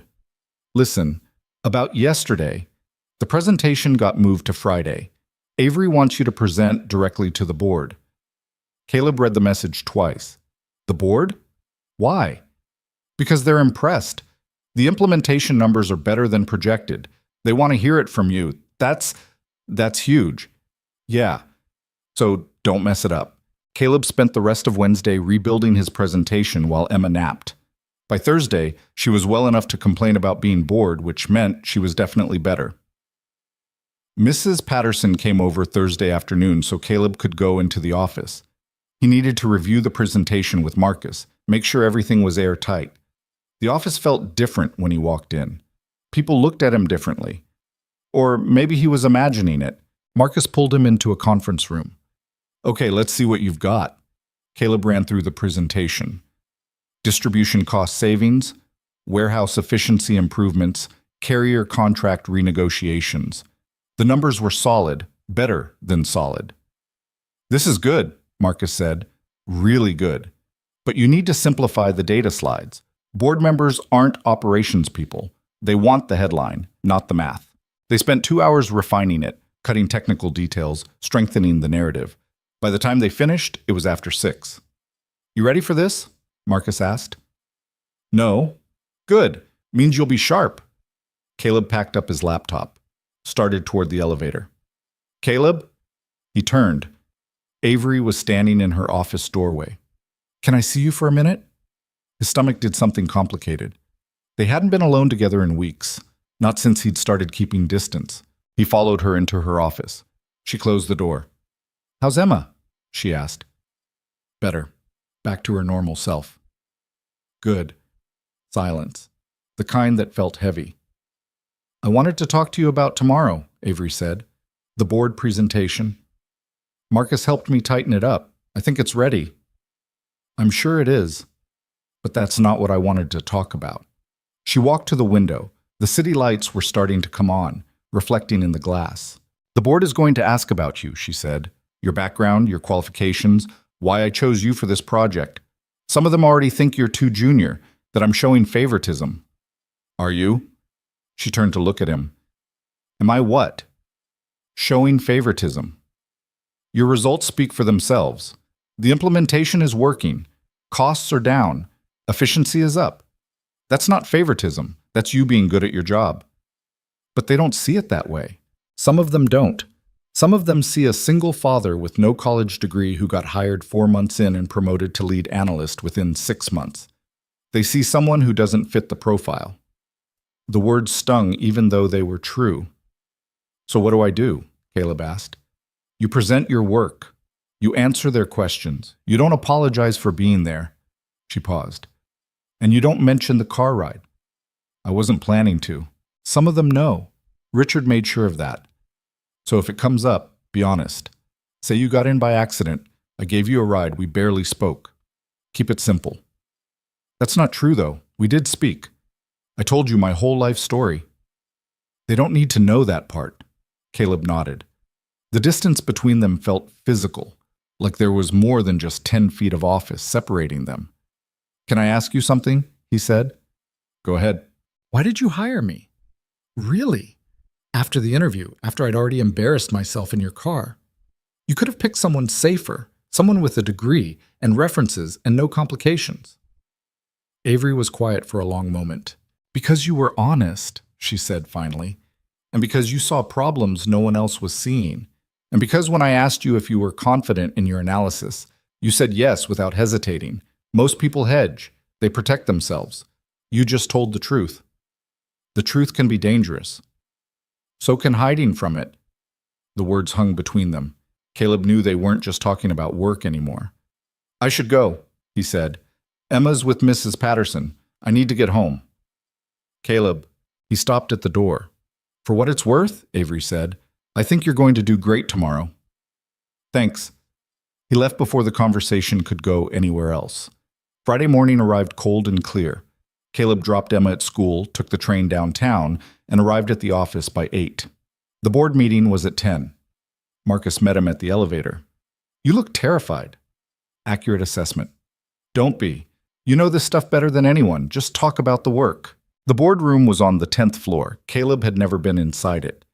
Massive table, leather chairs, wall of windows overlooking the harbor. 8 people were already seated when he walked in. Avery was at the head of the table. She nodded to him. Mr. Turner, thank you for joining us. Everyone, this is Caleb Turner, lead analyst on our operational transformation project. Caleb set up his laptop, pulled up the presentation. His hands were steady even though his heart was racing. Good morning, he said. I'm here to walk you through the results of our 6-month operational audit and implementation. He started with the headline numbers. 23% reduction in distribution costs, 37% improvement in warehouse efficiency, carrier contract savings of $2.1 million annually. The board listened. One woman, late 50s, sharp eyes, was taking notes. A man in an expensive suit was frowning at his own laptop, probably cross-referencing the numbers. Caleb moved through the slides, explained the methodology, showed the before and after comparisons. Questions so far? He asked. The sharp-eyed woman raised her hand. Jennifer Morton, board treasurer. These cost savings are impressive, but I'm looking at the implementation timeline. You restructured warehouse operations in 4 weeks. That's aggressive. What was the disruption impact? Minimal. We phased the restructure across 3 facilities, ran parallel operations during the transition, and built in buffer time for problems. Actual disruption was less than 48 hours total across all locations. How did you manage that? Clear communication with warehouse staff. They knew what was changing and why. We also involved them in the planning process. Turned out they'd been suggesting most of these changes for years. Nobody was listening. A few people around the table nodded. The man with the laptop spoke up. David Chen, Audit Committee. I'm concerned about the carrier contract terminations. Those were long-standing relationships. What's your confidence level that the new contracts will hold? High. The new contracts are structured with performance incentives and quarterly reviews. If a carrier isn't meeting standards, we have built-in exit clauses. The old contracts locked us in with no recourse. These give us flexibility. And if multiple carriers fail simultaneously? We've distributed volume across 5 carriers instead of 3. Redundancy is built in. No single carrier handles more than 30% of our volume. David nodded, made a note. More questions came. Caleb answered them all. Data integrity, staff training, technology integration. He'd anticipated most of them, improvised on the rest. After 40 minutes, Jennifer looked at Avery. I have to say, this is impressive work, especially from someone who's been with the company less than a year. Here it came. Which brings me to my next question, Jennifer continued, looking at Caleb. Your resume shows warehouse experience and logistics coordination, no college degree, no formal project management training. How did you end up leading a project of this scale? Caleb met her eyes. I got lucky, he said. I interviewed well. I identified problems during that interview that the team had been struggling with. Ms. Cole took a chance on me. I've been working to prove that chance was justified ever since. And the rumor about the car ride? Is that true? The room went quiet. Caleb glanced at Avery. Her face was neutral. Yes, he said. On the morning of my interview, my rideshare canceled. It was pouring rain. I saw a black sedan at the curb and assumed it was my replacement ride. Got in without checking. Turned out it was Ms. Cole's personal car.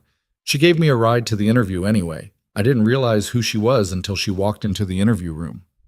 That's quite a coincidence, Jennifer said. It was mortifying at the time. In retrospect, maybe lucky. She got to see that I was desperate, unprepared, and talked too much when nervous, all of which turned out to be relevant job skills. A few people laughed. The tension broke slightly. And nothing inappropriate occurred during or after that car ride? David asked. Define inappropriate. I definitely overshared about my personal life, but nothing unprofessional happened. Ms. Cole drove me to my interview. I thanked her. She walked into the building. I had no idea I'd see her again 20 minutes later. Avery spoke for the first time since the questions started. For the record, I'd already read Mr. Turner's resume before that morning. I knew he was interviewing. I offered the ride because he was clearly panicking and I was going to the same location. That's all it was.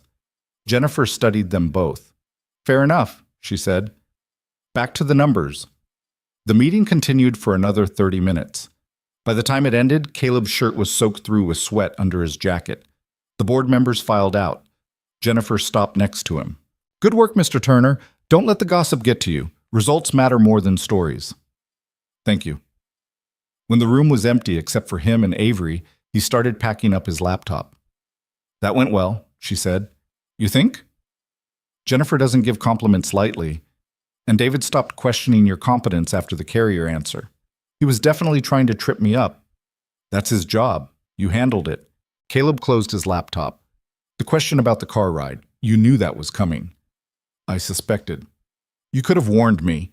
Would it have helped, or would you have spent all night rehearsing an answer and sounded less genuine? She had a point. For what it's worth, Caleb said, I didn't lie. Nothing inappropriate did happen. I know. But it could have. If I'd been someone different, if you'd been someone different. Avery's expression shifted, something vulnerable in it. But we're not different people, she said quietly. No, we're not. The silence stretched out. Caleb knew he should leave, go back to his desk, maintain the distance he'd been so carefully keeping. Instead, he said, Can I ask you something personal? Depends on the question. Why are you alone? She blinked. Excuse me? That night after the gala. You said you live alone so you can work late without feeling guilty. And I've been here almost a year now, and I've never seen you with anyone. Never heard you mention friends or family or anyone waiting for you outside this building. So I'm asking, why are you alone?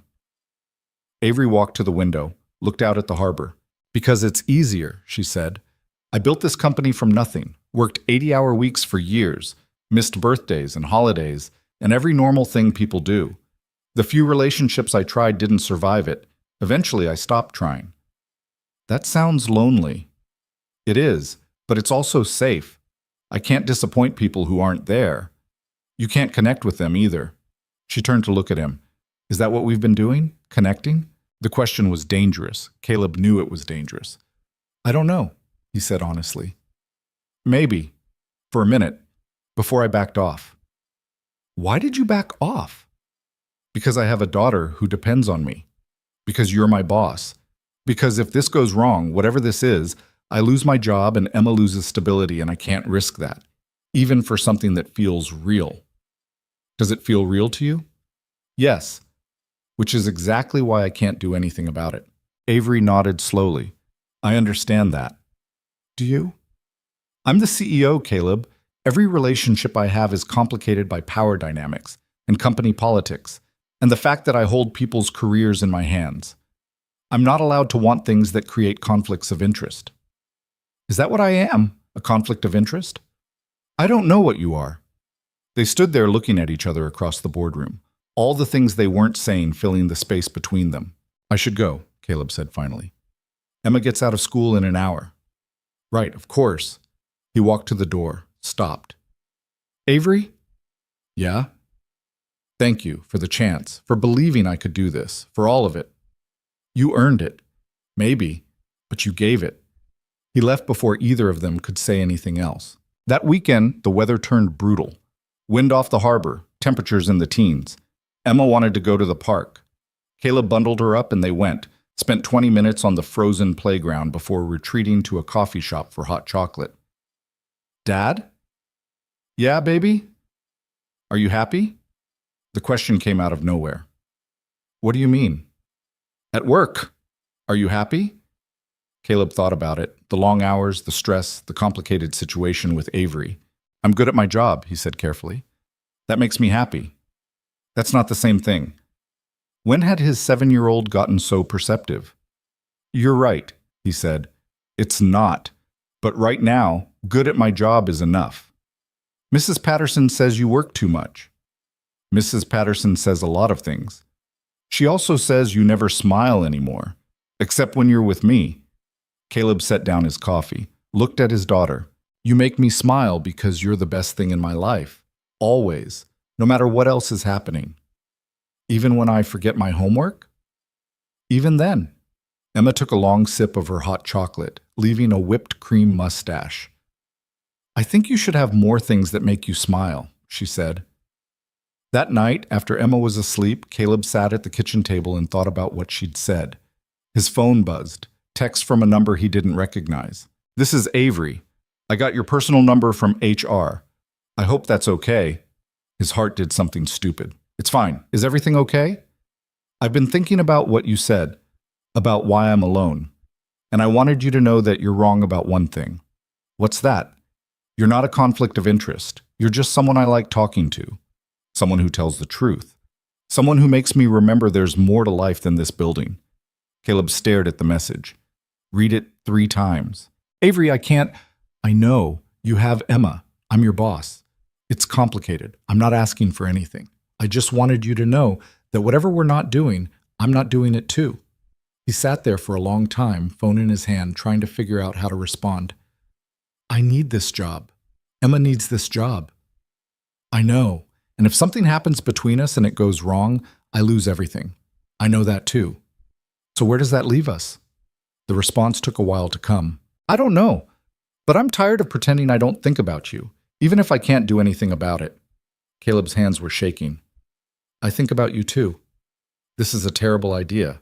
The worst. We should stop texting. Probably.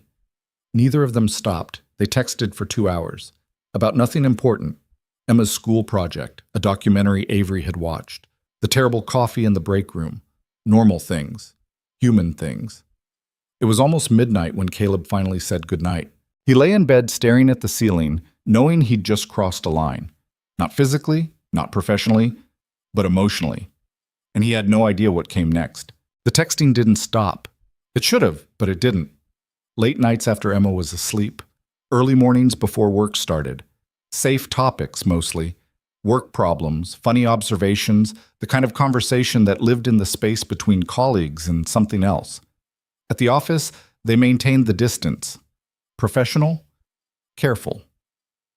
In meetings, Avery was the CEO and Caleb was the analyst. They didn't sit next to each other, didn't let their eyes meet for too long. But the texts kept coming. March turned into April. The implementation project wrapped up successfully. The board was pleased. Richard stopped making comments, probably because the numbers made him look foolish. Caleb got a promotion. Senior Operations Analyst, 20% raise. His own office with a door that closed. Emma got new shoes. Real ones, from the actual shoe store, not Target clearance. She picked them out herself, bright purple with silver laces. Look, Dad, they light up when I walk. They're perfect. Can we afford them? The question broke his heart a little. Yeah, baby, we can afford them. Things were good. Should have been good. Caleb had the job he'd been working toward for years.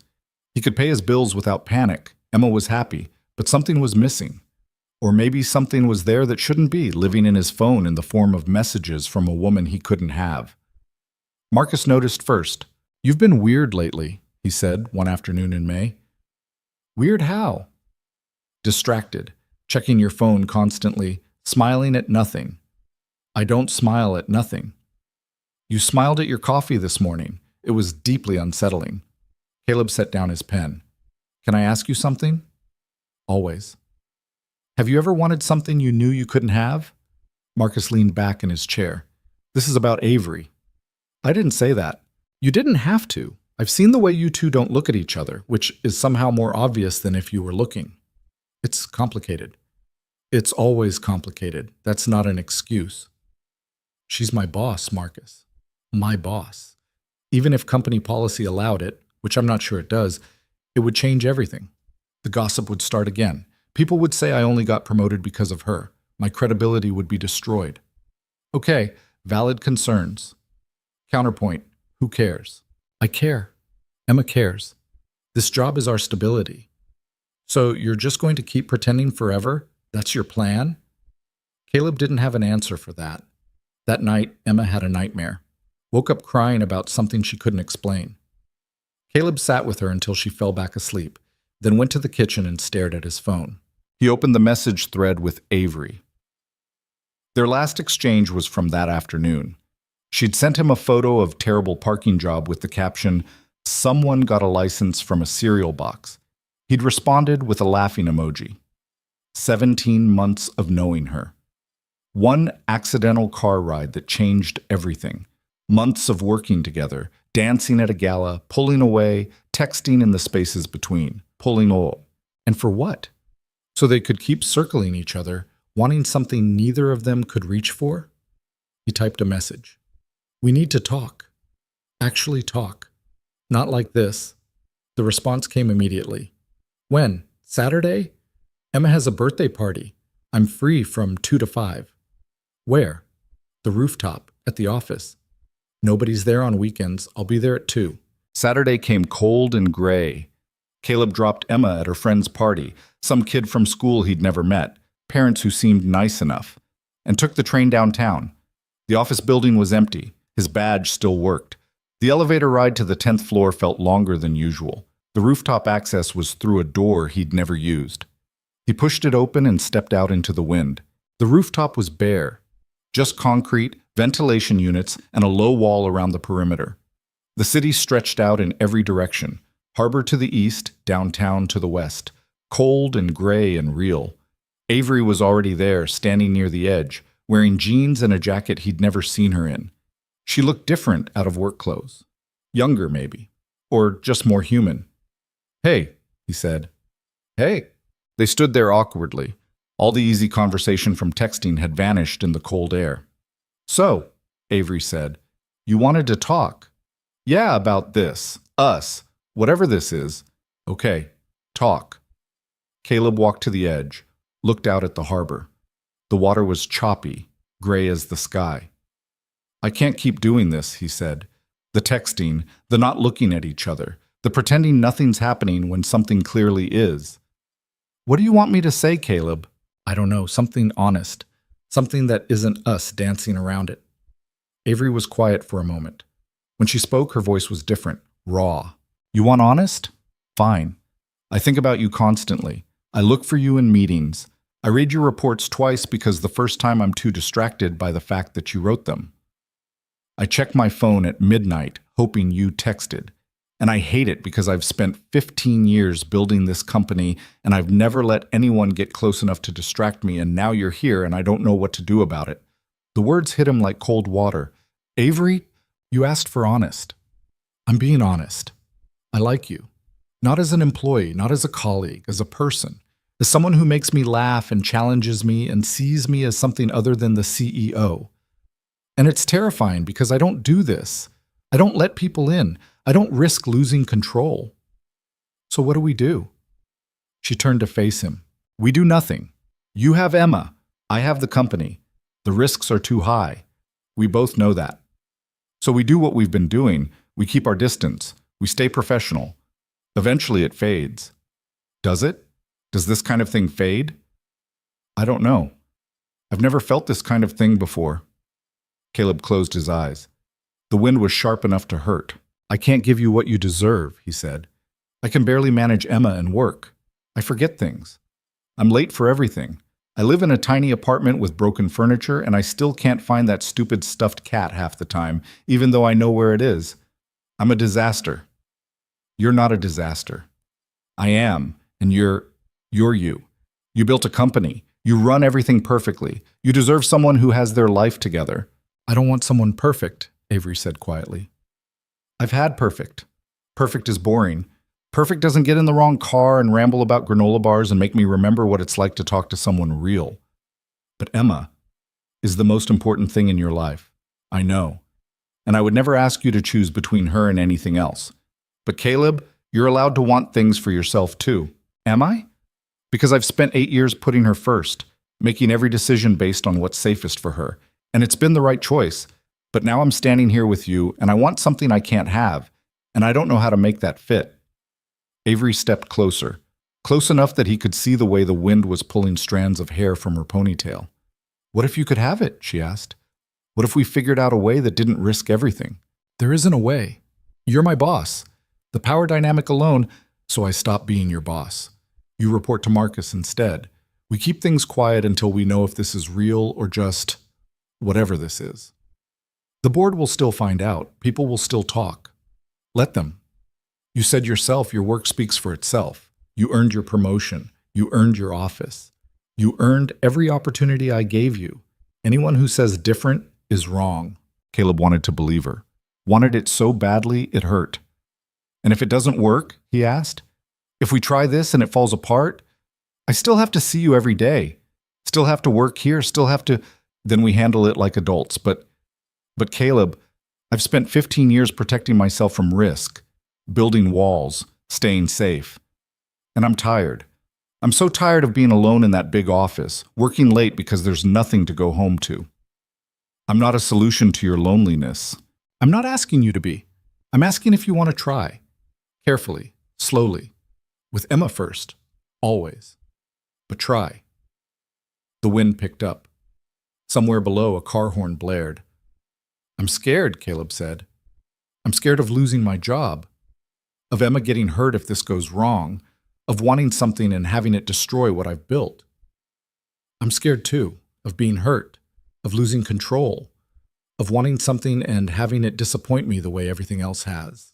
They stood there in the cold, two people who'd built their lives on safety, trying to figure out if they were brave enough to risk it.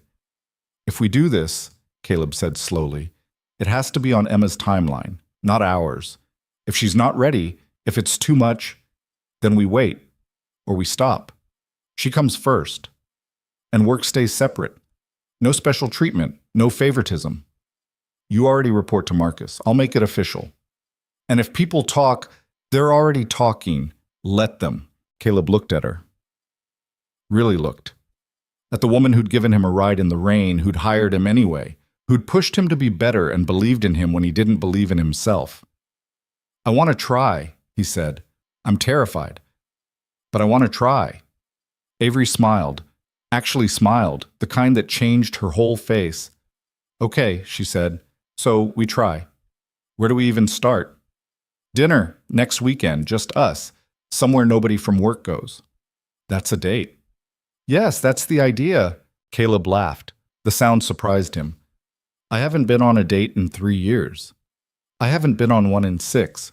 We'll figure it out. They stood there smiling at each other like idiots until Caleb's phone alarm went off. Emma's party pickup in 20 minutes. I have to go, he said. I know. He started toward the door, stopped, turned back. Avery? Yeah? Thank you. For this. For taking the risk. Thank you for being worth it. The next week moved in slow motion. They didn't text as much, trying to establish new boundaries. At work, Avery announced that Caleb would be reporting to Marcus going forward, effective immediately. A few eyebrows went up. Nobody said anything. Friday night arrived. Caleb had told Emma he was having dinner with a friend from work. Not technically a lie. Not technically the truth either. Mrs. Patterson agreed to stay with Emma, gave him a knowing look. A friend, huh? Yes, a friend. Mm-hmm. You're wearing your good shirt. I only have one good shirt. Exactly my point.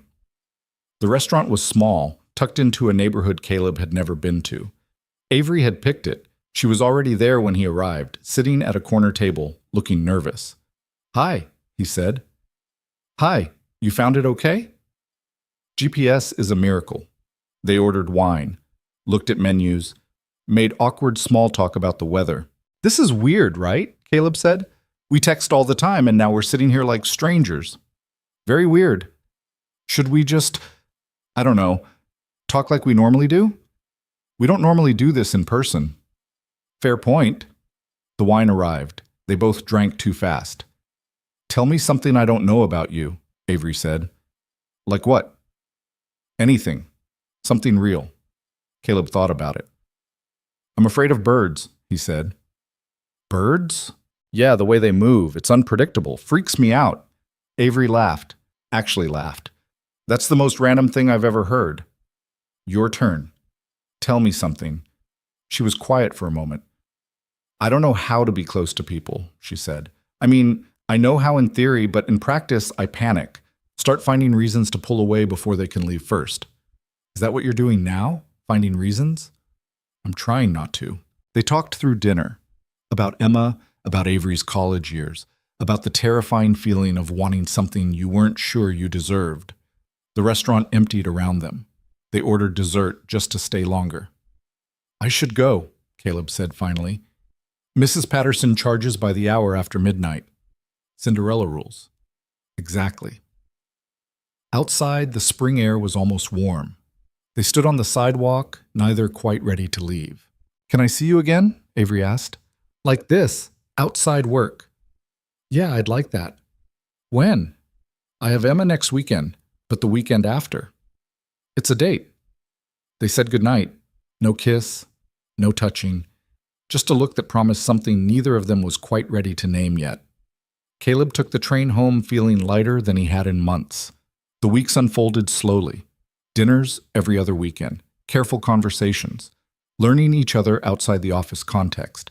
Avery met Emma by accident. Caleb had mentioned he was taking his daughter to the aquarium. Avery had texted that she'd always wanted to go back there. It wasn't quite an invitation. Wasn't quite a coincidence when they ran into each other by the penguin exhibit. Dad, is that your friend from work? Caleb's heart stopped. Yeah, baby. This is Avery. Avery crouched down to Emma's level. Hi, Emma. Your dad talks about you all the time. Good things?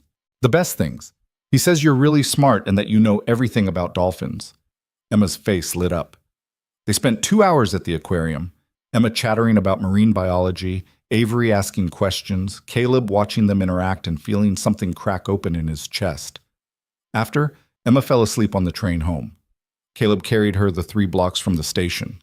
His phone buzzed as he was tucking her in. She's amazing. You're raising an incredible human. Thanks. She liked you too. How do you know? Because she asked if you could come to her birthday party next month. She doesn't ask that about just anyone. Can I? Yeah, if you want to. I want to. The birthday party was at the apartment, just Emma, 3 friends from school, and too much cake. Avery showed up with a gift, a book about ocean conservation, and stayed for the whole thing. She helped clean up after. Wiped down the kitchen table while Caleb tackled the frosting disaster. Thank you for coming, he said. Thank you for inviting me. Emma appeared in the doorway, clutching the new book. Avery, can you read this to me? Caleb started to intervene. Avery probably has to. I'd love to, Avery said. She sat on the couch with Emma curled against her side, reading about coral reefs and ocean currents. Caleb watched from the kitchen, scrubbing dishes that didn't need scrubbing. This was dangerous territory, letting Avery into Emma's life, making her part of their small world. But watching them together, seeing Emma's face light up, hearing Avery's voice soften as she read, it felt right in a way Caleb hadn't expected. After Emma fell asleep, Avery helped him carry the birthday decorations to the hallway closet. I should go, she said. It's late. Stay, Caleb said. Then, realizing how that sounded, for coffee, if you want. They sat at the kitchen table with terrible instant coffee and talked until 2 a.m, about fears and hopes and the strange path that had led them here. I never thought I'd want this, Avery said. The domestic thing, birthday parties and bedtime stories. I convinced myself I was built different. That work was enough. And now? Now I'm sitting in your tiny kitchen drinking bad coffee, and I can't remember the last time I felt this happy. It's a very small kitchen. I noticed. And the coffee is truly terrible. The worst I've ever had. They smiled at each other across the wobbly table. Caleb? Yeah? Can I kiss you? His heart did something complicated. Yeah, you can. She leaned across the table. The kiss was soft, careful, like they were both afraid of breaking something fragile. When they pulled apart, Caleb was smiling. That was overdue, Avery finished. I was going to say nice, but overdue works too. Summer arrived hot and humid. The office gossip picked up again when people noticed Caleb and Avery leaving together sometimes, taking the same elevator, sharing knowing looks in meetings. Marcus pulled Caleb aside one afternoon. "So you two are—" "Yeah, we are. About time. You were both miserable pretending you weren't. What if people will talk? They always do. But you've earned your place here. Your work is good, really good. Anyone who thinks you're skating by on favoritism is an idiot." Richard, predictably, had thoughts. Made a comment in a meeting about interesting career trajectories. Avery shut him down immediately. Mr. Turner's promotion was based on merit and board approval. If you have concerns about the process, take them to HR. Otherwise, keep it professional. Richard went pale. Never brought it up again. The official relationship disclosure happened in August. Caleb and Avery sat in HR, filled out forms, confirmed they'd discussed the power dynamic issues, and agreed to report structures that avoided conflicts of interest. The HR director looked over her glasses at them. "This is unusual." "We know," Avery said, "but not against policy. As long as there's no direct reporting relationship and no favoritism, we can make it work." They made it work. Slowly, carefully, with Emma always as the priority. Avery started coming to Sunday dinners, helped with homework, learned to make pancakes the way Emma liked them, slightly burned at the edges. She was terrible at it. The pancakes came out lopsided, some raw in the middle, others crispy enough to be weapons. Emma loved them anyway. "Avery's pancakes are special," she declared. "That's one word for them," Caleb said. "You're both mean," Avery said, but she was smiling. Fall came. A year since that rainy morning. Caleb had a corner office now, a team of analysts reporting to him. Emma had started 3rd grade. Avery had cut back her hours, leaving the office by 7 most nights instead of 10. Small changes. But they added up. One October evening, cold and clear, the kind that promised winter was coming, Caleb took Avery back to the rooftop. "Why are we here?" she asked. "I have something for you."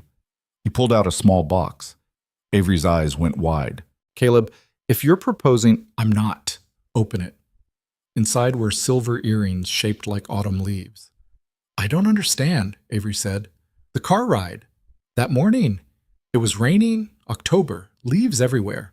That's when this started. When you gave a soaking wet stranger a ride and changed his entire life." She picked up one of the earrings, held it to the light. "These are beautiful. You're allowed to have things that are just for you, not for work. Not because they're practical, just because they're beautiful and they make you happy." Avery put on the earrings. They caught the city lights, gleaming silver against her dark hair. "How do I look?" "Like someone who's learning to let people in." "And how do you look?" "Like someone who's learning it's okay to want things." They stood there as the sun set, the city spreading out below them.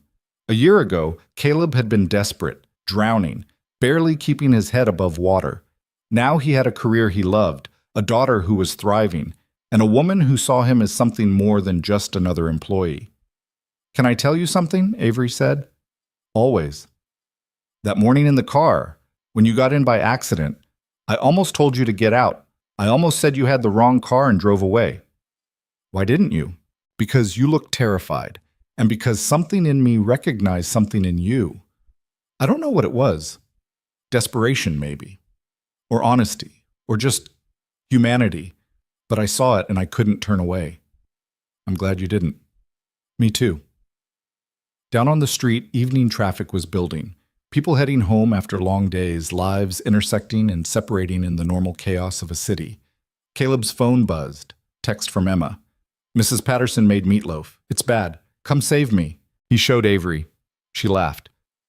"We should go rescue her." "We?" "If you want. If it's not too fast." "Avery, you've been having Sunday dinners with us for 3 months. I think the too fast ship has sailed." "Fair point."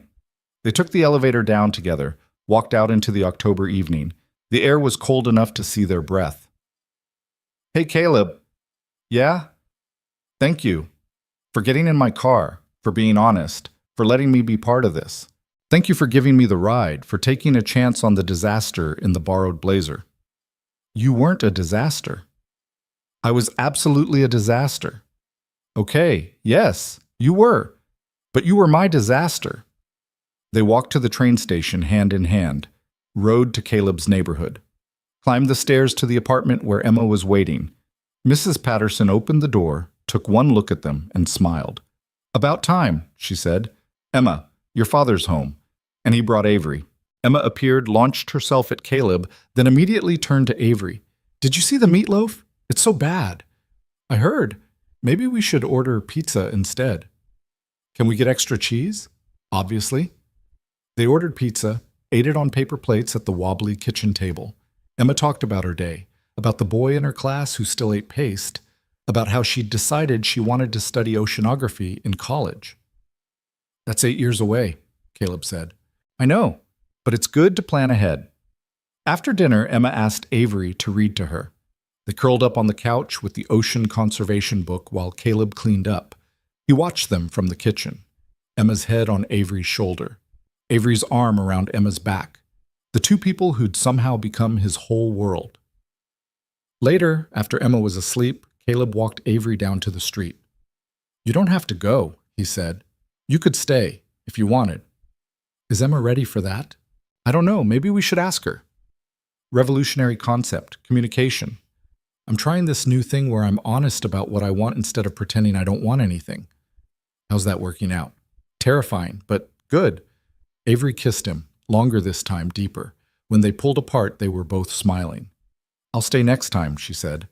"When we're sure Emma's ready, when it feels right. And until then? Until then, I'll keep coming to Sunday dinners and making terrible pancakes and learning how to be part of something bigger than work." "That sounds good." "Yeah, it really does." She got in her car, the same black sedan from that rainy morning. Caleb watched her drive away, then went back upstairs. Emma was still asleep, Mr. Whiskers tucked under her arm. Her new shoes were by the door, purple with silver laces, slightly scuffed from the playground.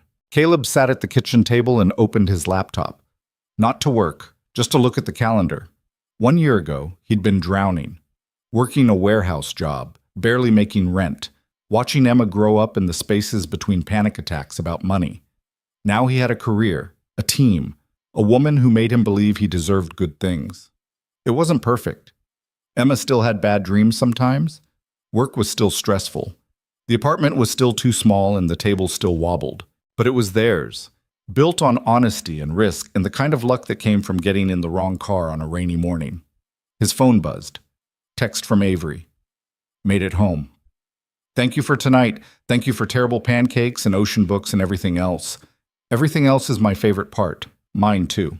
He closed his laptop, checked on Emma one more time, fell asleep thinking about autumn leaves and second chances and the strange paths that led people to exactly where they needed to be. Because sometimes you got in the wrong car and it turned out to be exactly the right one. Sometimes you told the truth to a stranger and they saw you anyway. Sometimes you took a risk and it didn't destroy you. It saved you. And sometimes, not always, not in the smooth, perfect way stories pretended, but sometimes you got to build something real with another person who was just as scared and flawed and trying their best. That was enough. More than enough. It was everything.